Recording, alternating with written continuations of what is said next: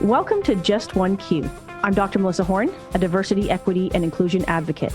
In this podcast, I chat with industry experts and thought leaders about the latest trends related to diversity, equity, and inclusion in the workplace. Each episode, I ask just one question tied to current events. The goal is to leave you with the tools that you need to drive change in your own life, both personally and professionally. So we know that when it comes to the work of DEI, there is no one-size-fits-all approach. There is no magic solution. It requires leaders who are willing to challenge the systems of oppression that exist within their organizations, invest in training, review current policies and practices, ensure that there's a diversity of voices within their companies, and that there's equity amongst their employees, and a true feeling of inclusion. And this looks different depending on each company. That being said, though, there are some fundamental ways that organizations can start to make these systemic changes and to embed systemic practices that will lead to sustainable change. So for today's question, I'm asking, how can leaders and organizations start to think about making their DEI practices sustainable? And to answer this question, I'm joined today by Kobena-Marcus Collins. Kobena, thank you so much for being here today. Thank you so much, Dr. Horne, for having me. I'm excited to be here. I know we've been talking about getting here for a while, and it happened when it was supposed to happen. So grateful to be here. Absolutely. I just want to tell you a little bit more about Kobena. Kobena-Marcus J Collins is a diversity, equity, inclusion, and belonging professional, holding several certifications in DEI, marketing, and leadership, 2 degrees, and a lifetime of experience. Kobena has been an advocate for DEIB in a professional capacity since 2008. A product of an extremely diverse household, Kobena became connected to learning about cultures. As a self-proclaimed confused kid, Kobena has worked diligently to help create environments where everyone can have a place of psychological safety and where they feel supported to achieve their highest potential. Having come from a multi-ethnic, multicultural environment and having the opportunity to travel to 10 countries in one semester with college students from around the world has given him a unique perspective that very few others in the world have. He has studied DEIB best practices for the past 7 years and continues to gain new information from leaders around the country. Kobena is also a community speaker, an advocate, and proud member of the Alpha Phi Alpha fraternity, the first of the college fraternities created for African American men. Kobena is a native of Milwaukee, Wisconsin. He holds a BA in secondary education and history from Lake Forest College and earned a Master of Education in Cultural Foundations of Education from the University of Wisconsin-Milwaukee. That's quite the bio. I always love reading these because it's so interesting to see people's backgrounds and how people sort of came to do this work. And I think one of the things that was really interesting and why I wanted to have you on the show is that you have an approach to DEI that is really meant to be sustainable and is meant to start helping organizations to address these systemic issues. So I wanted to turn it over to you because I want to give everyone an opportunity to hear what you have to say. Right. Thank you, Dr. Horne. Yeah, a lot of times leaders nowadays are trying to simplify things. And I've always operated that way just because it's easier. And, maybe probably earlier, high school, early years of college, you want to sound really smart. But as you get older and, as things evolve, you start to say, well, I don't need to sound smart. I just need to be able to have impact. And what I do, put out there, people can understand it. Even in the days of newspapers, those are mostly gone nowadays. But they wrote those newsletters in an 8th grade education level, specifically so all people, who have at least had the 8th grade education can read the newsletter. So what I've done is try to create that same concept as it pertains to DEIB. I was actually at a conference this past Friday, and there was a new phrasing or order of all the DEIB letters, and there's an organization that is now using Debbie. So interesting. So diversity, equity, belonging, and inclusion, and also empowering, the women's movement in even just that name as well. So I thought that was interesting as well.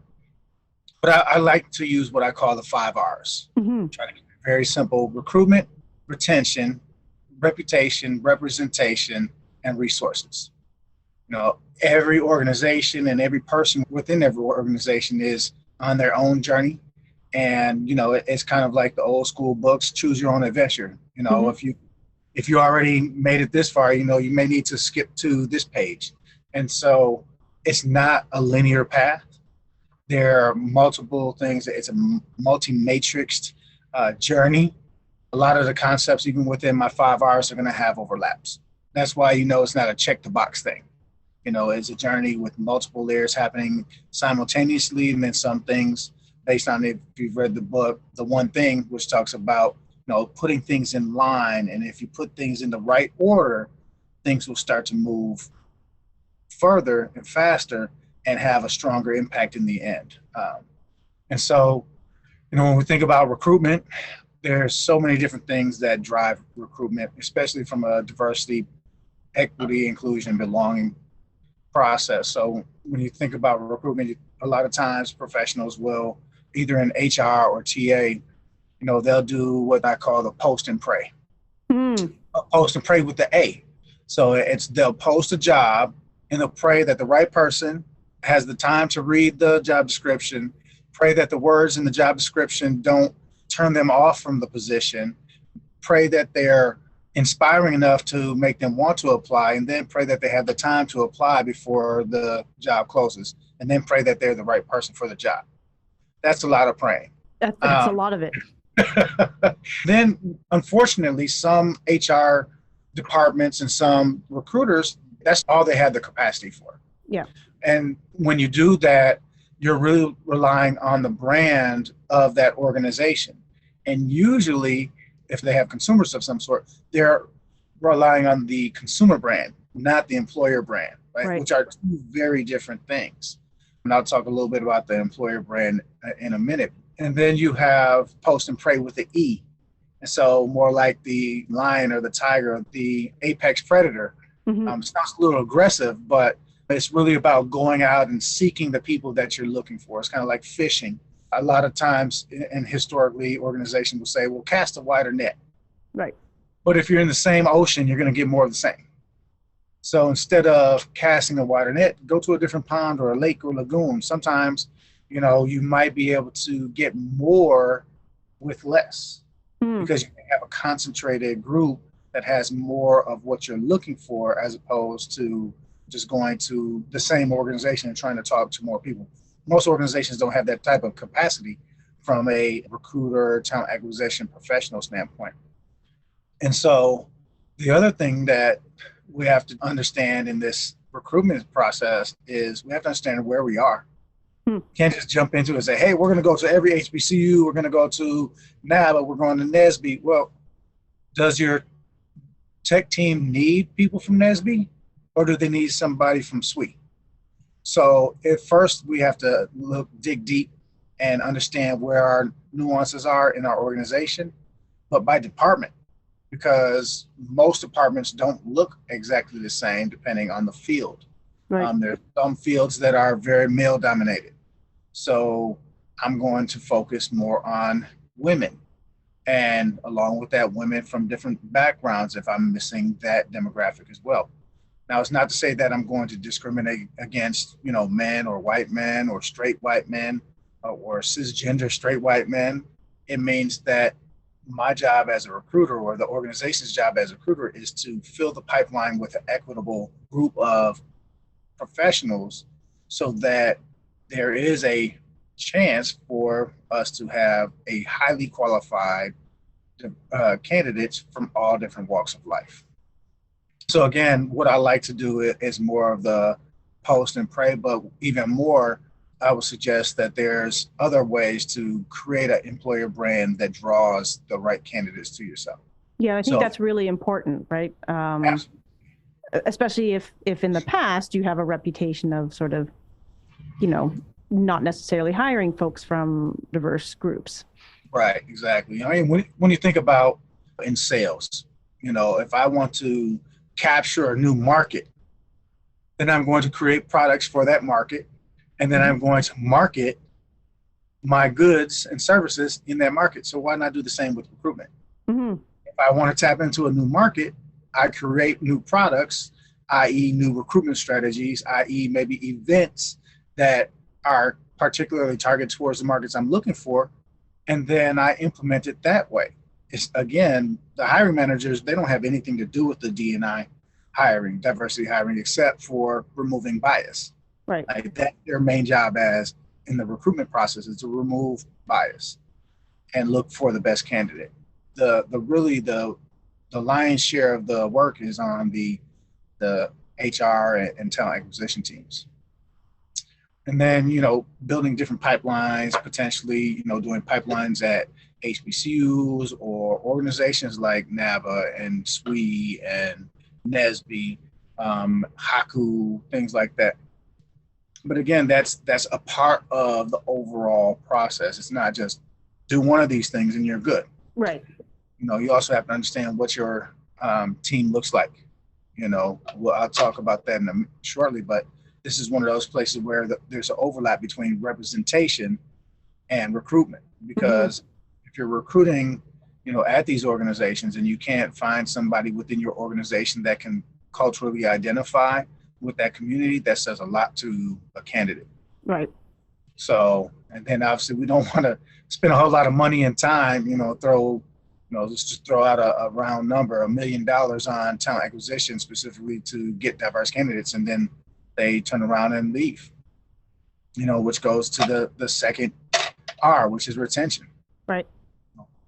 As I've gone over this over the years, and I started a small staffing agency back in 2016, and a lot of the research that I was trying to find out, like, what's the benefit of having a staffing agency? Well, the problem is when we lose people, especially the higher levels you go, the cost to an organization could be up to 250% of that one person's salary. Wow.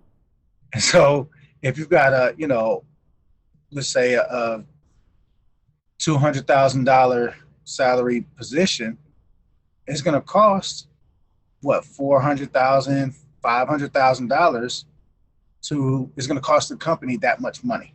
Mm-hmm. Between the product that they won't be turning out, between the leadership, the training, the onboarding, the recruiting, the staffing agencies, the standard is 25% of that salary. So that's just upfront right out of the gate. But then you have all the other things that go along with it. You're going to have to pay an interim at the same time while you're looking. And if it takes 90 days on average to fill a higher level position, then you're paying somebody an extra salary, on top of that. So the costs really get significant from a turnover standpoint. So again, if you spend $1 million on getting them and all of those people leave, that's $1 billion at that point. Yeah, and I think a lot of times, organizations, when we talk to folks, it's like, well, we've brought in diverse candidates or diverse hires. Right. We can't keep diverse hires. Yeah. And you're sort of talking about you need to focus on what does retention look like. And Absolutely. so what are the things that organizations need to be doing as if they want to retain the diverse hires? Yeah, so I have this idea of 6 main drivers of retention. So got your cultural engagement, or your culture and engagement. So in order for seeds to grow, there are a few things that you need. If you're sowing seeds, you're going to need time, you're going to need fertile soil, you're going to need cultivation, and you're going to need some nutrition, which is your sun and your water. Now, it doesn't matter if I give it sun, water, time. If the soil isn't fertile, nothing's going to grow. Right. So I need to make sure that the soil, that's why they have fertilizer for plants, right? And it's not a plant necessarily, it's for the soil that plant is growing. And so we have to make sure, organizations have to make sure that the culture is a psychologically safe space. There is an added weight and tax for somebody to be the only one in the organization or only one in a team, where they're often seen as a representation of all people that aesthetically look like them. Right. That's a lot. That's a lot of weight, not to mention all the stereotypes that they have to try to disprove, all while actually trying to do a job. Now organizations are there and has to be the first. Right. But organizations can also develop a strong allyship program. And there's an article that was put out a couple of years back by the Muse at themuse.com on 7 ways to be an ally in the workspace. And, I was working with an organization, and that particular organization did not have a whole lot of diversity. And it was somewhat hard to be able to connect the diversity ideas all the time because there weren't people that were diverse in the team. So there was no opportunity to create those diverse perspectives. And so we started to implement more of an allyship focus for the initial 6 months or so and really push allyship. And one of those things, first, the allyship is a verb. Yeah. It means it's an action word, right? So you can't be passive and do nothing and call yourself an ally. But there are ways to do them that's a little bit more comfortable for people who may be new at this. And so one of those ways is being a scholar ally. You know, join a group, sit in the back, listen and observe. When I first started to learn about the Latino culture, I started off in it really learning from because I saw some people dancing salsa and I was like, oh, that's really cool. I sat in the club for like 2 years just observing the nuances. There are things that I didn't understand, like, you know, the kiss that of greeting that is given, you know, in the Latino community, and the fact that there was one man dancing with another man's woman and it was okay. Those are things that in my previous experience were not okay. Right. And so I was an ally in that I just needed to learn and just be quiet and learn until I understood and started to get some allies within that community to teach me, to vouch me, but I had to create authentic relationships, and that takes time. Yep. So that's one of the key drivers, I would say, empowerment and value. Employees need to know that they have the power to contribute in meaningful ways to an organization. Again, allyship allows you to do that, being able to say, hey, Dr. Horne, I haven't heard anything from you. Do you have any thoughts? Or making sure that the environment says, hey, this is a space where everybody is welcome and encouraged to share their insights, even if it's completely different. I want to hear something different because if we don't have friction, that means we're not going to be able to grow. Right. We have to be pushed comfort. Who in here can make this conversation a little bit uncomfortable with a different idea that might be contrary to what we're doing? There's a book it's a leadership book by Patrick Lencioni, 5 Dysfunctions of a Team. Okay. And he also has another book called Death by Meeting. And in those meetings, he talks about everybody comes to a consensus. He said, okay, we're not done yet. We need somebody to poke a hole in what we just said. Because if we all agree 100%, we might be missing something. Right. And, you know, again, that goes into that diversity of thought. You know, if we're all of the same mindset and our whole team has the same upbringing, same background, same even organization, then we're falling into groupthink, which means that's only one experience and one perspective. And there's probably 350 degrees of perspective that we're missing. So again, making sure that the organization values those types of things and making that a part of the culture itself. The third one is professional development, making sure that developing employees shows that the company is invested in their success, not just in what they can do for us. Right. Everybody in the back of their mind has that whiffum factor in the back of their head. It's natural, it's human. You know, whiffum as in what's in it for me. You know, it's how you develop relationships with other organizations. Like, we know there's other people coming to talk to them. So what's in it for them? And where do we add value? Where do we have some synergy where there can be a win-win situation, especially in a business situation? And then people want to see impact to the organization. The work that employees are working on for over 40 hours a week, in many cases, you know, up to 60 hours a week, it needs to have meaning to them. Yeah. There's another book called Traction, and it talks about within these organizations, and especially when we think about retention, and people don't quit companies, usually they quit leaders. Yeah. And so the concept of, do they get it? Do they want it? And do they have the capacity to do it? So GWC. Yeah, tell me more about that. So the book talks about, it's really about organizational change. And when you're moving into this new space of DEIB, everybody may not be on the same page. So we need Right. leaders need to have those conversations with those who are on the ground level all the way up through the leadership. Do you get it? Do you get the change that we're going through right now? Do you see the vision of what we're trying to do? Do you want to do this? Do you want to be a part of it? Sometimes you understand it, but it's just not for you. Hmm. And organizations and people need to understand where they stand in that space. And the last thing is see, do they have the capacity? So the thought is if you have two of those, then we can move forward. If you only have that you get it, but you don't want to do it and you don't have the capacity, it's time to look for a different space. So maybe if you're in finance, maybe we move you over to operations. It's not to say that they're gone from the organization, but maybe they just need to move and pivot to where they can be successful with the organization. Now, typically, if you have two, if they get it and they want it, they just don't have the capacity, we can train them. Right. They get it and have the capacity, but don't really want them, there's a limited time frame for them to be there.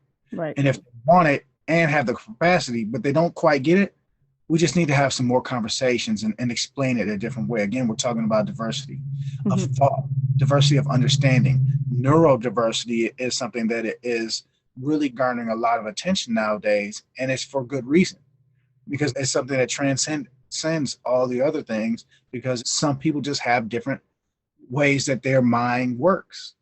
And if they just still don't get it, we need to address that and find a different way to get that information to them. And the last two is just vision alignment, which again gets to that get it, and opportunity for advancement. Being able to know, hey, there's a space for you here, and giving clear understandings. I've had conversations with professionals who are in mid to lower upper management, and they would have conversations with their managers, and the managers were not giving them the things they needed to get to the next level. They would just say, just keep doing what you're doing. Right. That's not constructive feedback for somebody who is trying to understand how they could, move forward. Because if I'm doing everything I need to do now, then why am I still where I am now? Right.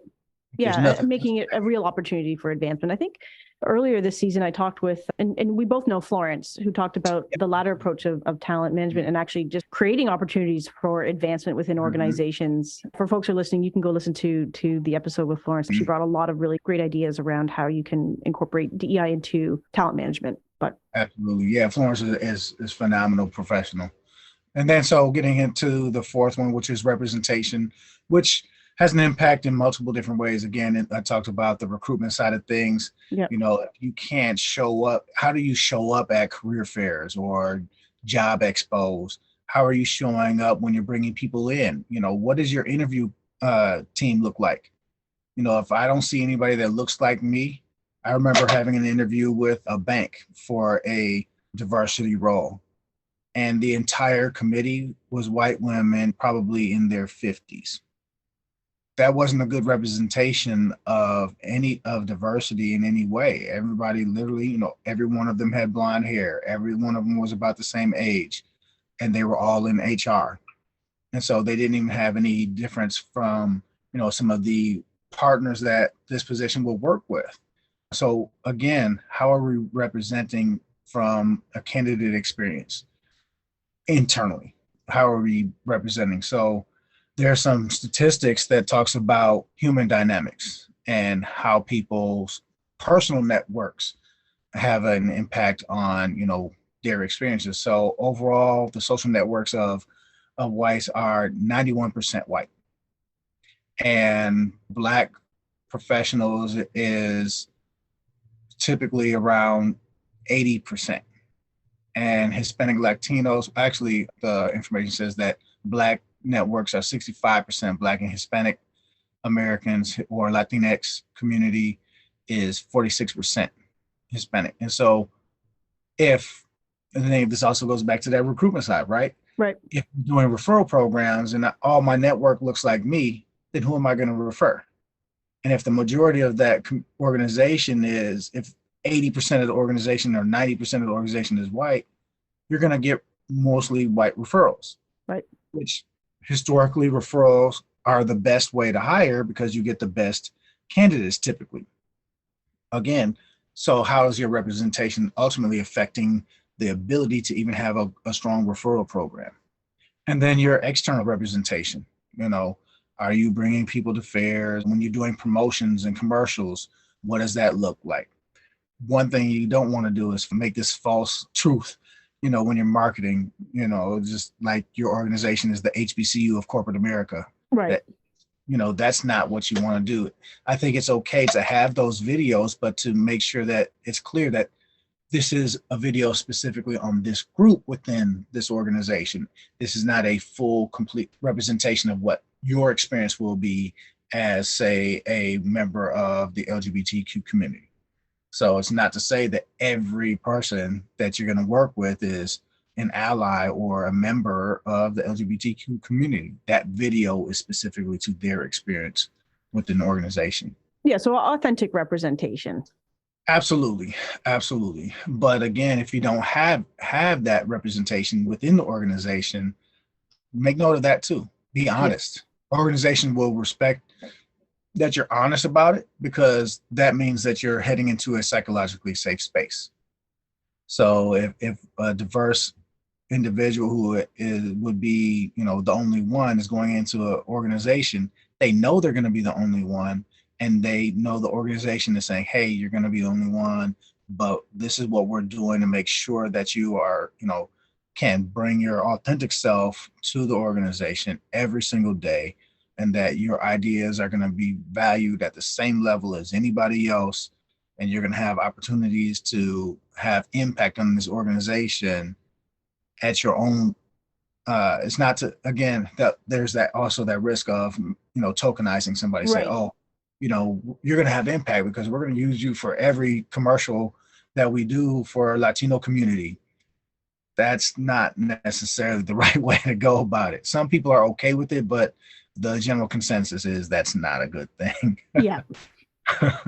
And then, your reputation, so when you think about from a marketing standpoint, it takes 5 to 7 times for anybody to even recognize a brand, let alone for them to identify with it.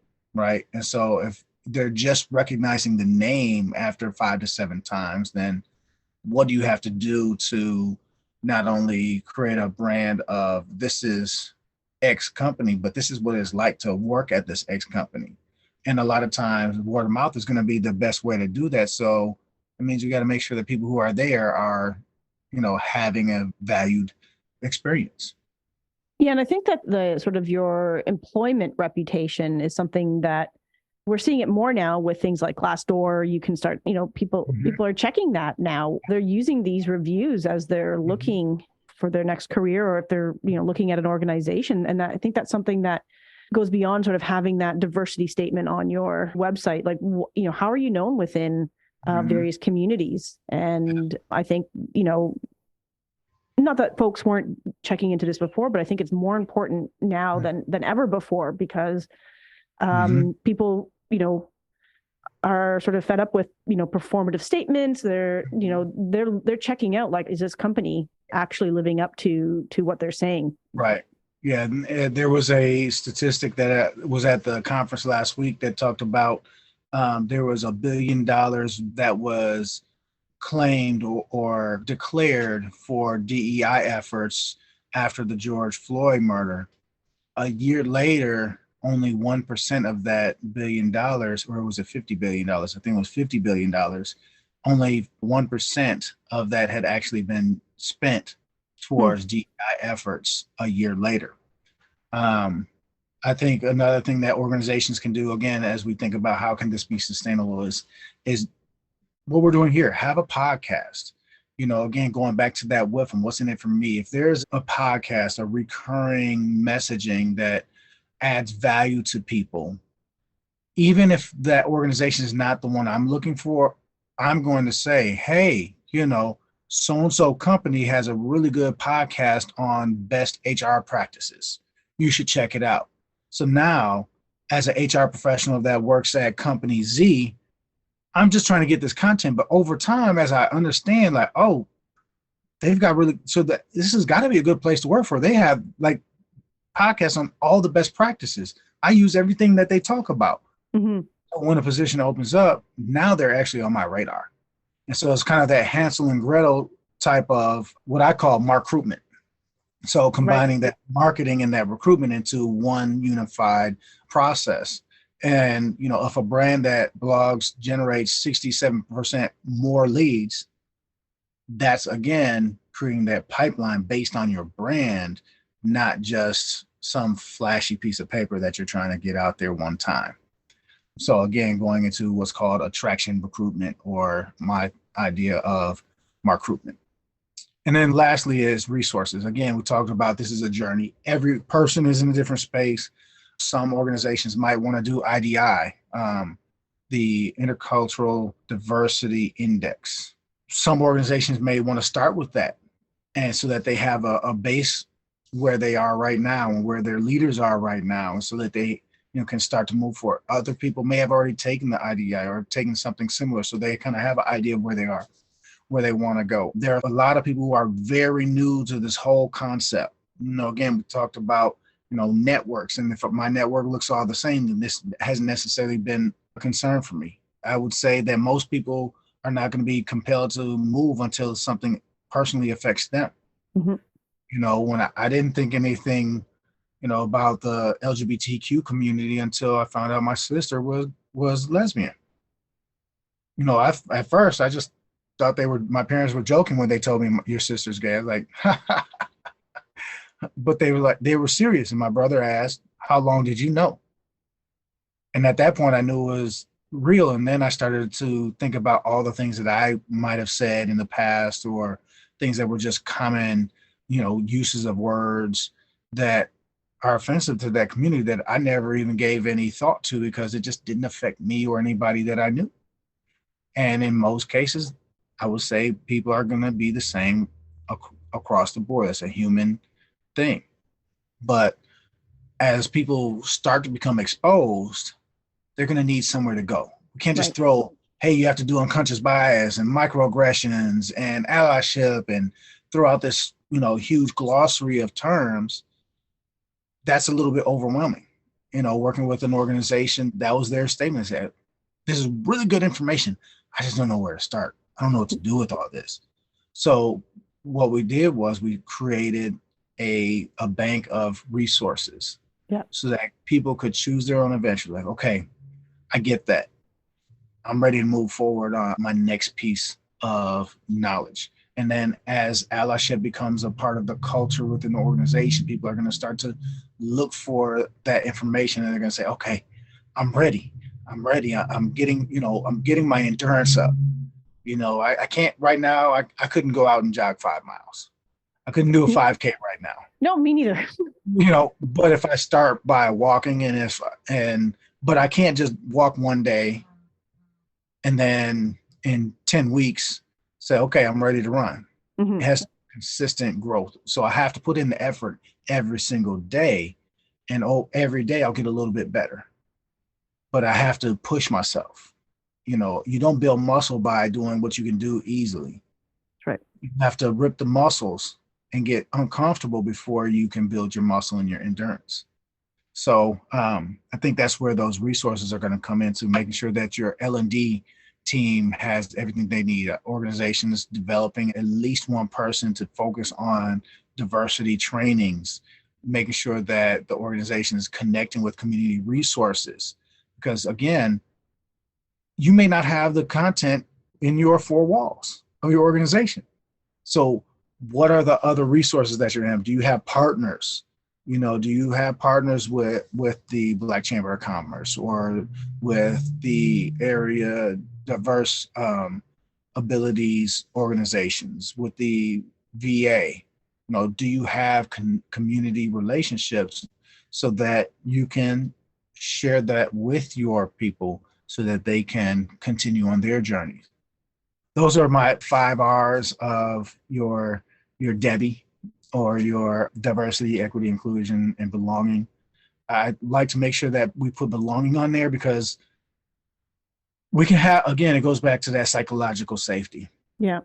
And if I don't feel like my voice is going to be listened to, heard, valued, even though somebody's asking, if I don't feel like that's an authentic ask, because I don't feel like I belong, I'm not going to give it. And the organization loses. And so I think it's really critical to have that belonging as a part of this journey as well. I'm glad you said that. We've walked through the 5 R's, and I was going to ask you before we closed, what's one key thing that you'd like our listeners to take away from our conversation today? And I was wondering if that belonging piece is that, and how it might relate a little bit to those 5 R's, because it feels like it leads to sort of the recruitment, piece. Do people feel like they belong, or that they could belong there? Retention. Obviously retention, the representation, reputation, and resources. So it sounds like that belonging piece might hold all of the 5 R's together.